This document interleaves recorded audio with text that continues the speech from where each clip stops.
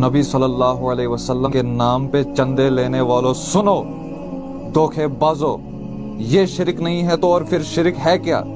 क्या तुमने कोई किताब अलहदा से बनाई है जो शिरक को वाज़ा करता है कि शिरक है क्या?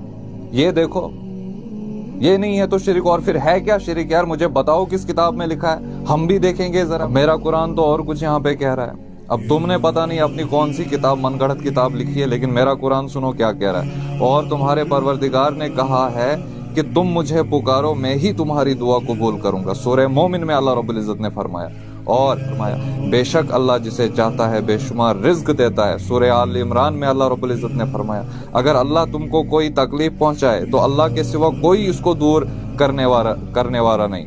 सूरह अनाम में अल्लाह रब्बुल इज्जत ने फरमाया अगर अल्लाह तुमको कोई तकलीफ पहुंचाए तो अल्लाह के सिवा कोई इसको दूर करने वाला नहीं। ये भी अल्लाह रब्बुल इज्जत ने कुरान में फरमाया।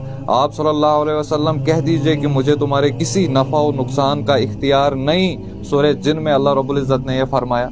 अब तुमने इसके खिलाफ कौन सी किताब बनाई है जहाँ पे शिरक को और कुछ कहा है? यहाँ तो कुरान और ही कुछ कह रहा है। तुमने तो सिर्फ अपने चंदे भरने, तुमने तो सिर्फ अपनी दुकानें चलानी है, तुमने तो सिर्फ पैसों को ऐसे नोट जैसे यहाँ पे फेंकते हैं ऐसे लोगों को पैसे फेंकवाने हैं और अपने अकाउंट जो है भरने हैं। लेकिन तुम्हें ये चीज भूल गई है कि कल अल्लाह रब्बुल इज्जत के सामने तुम्हें खड़ा होना है और हुजूर पाक सल्लल्लाहु अलैहि वसल्लम को फेस करना है तुमने। वहां पे मजा आएगा। हमारी अदालत वो है जहाँ पे जज खुद अल्लाह रब्बुल इज्जत होगा। वहां पे कहाँ जाओगे तुम?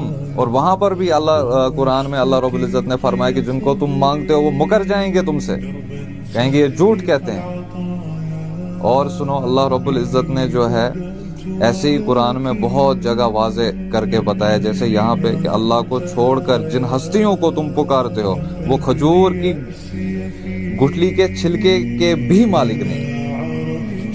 अब बताओ, खजूरशना और आसन है ताकि नेबिरसु कावर आसन लगी तेमिकता मालिक सिनियम, फिर किनको तुम मांगते हो? और सूरह, लेकिन तुम करते रहो कोई बात नहीं, लेकिन हमें अल्लाह रब्बुल इज्जत ने सूरह अनाम में बता दिया है कि कुरान के जरिए से इनको नसीहत करो।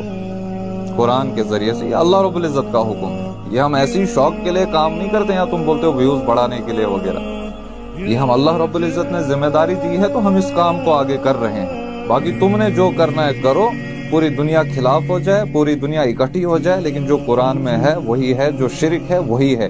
अल्लाह अल्लाह है, नबी नबी है, वली वली है, सिस्टम खत्म यहाँ पे। बस मांगने वाली जात सिर्फ अल्लाह रब्बुल इज्जत और कोई नहीं। तुम्हारी बकवास नहीं चलेंगे, तुम्हारे झूठे दलील नहीं चलेंगे, तुम्हारे झूठे दावे नहीं यहाँ पे चलेंगे। तुमने रब को जवाब देना है इंशाअल्लाह।